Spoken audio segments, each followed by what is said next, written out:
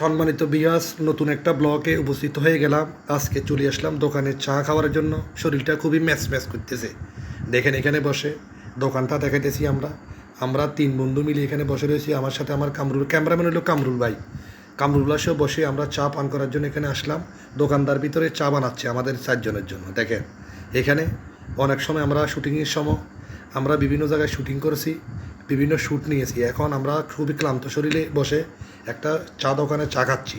দেখেন খুবই ভালো লাগতেছে, আনবিলিভেবল লাগতেছে। দেখেন এখানে এখনও চাটা আসতেছে না। কামরুল ভাই দূর থেকে বলতেছে ঠিক আছে, চাটা এখনও বানিয়ে নিয়ে আনতেছে না কেন।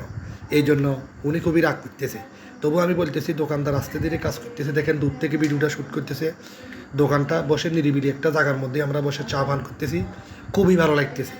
দেখেন তারপরে চাটা সামনের দিকে অগ্রসর হয়ে আসতেছে আমাদের দিকে। দেখেন দোকানদার খুব যত্ন সহকারে চাটা আমাদের জন্য বানিয়ে নিয়ে এসেছে। দেখেন সামনের দিকে আনলো।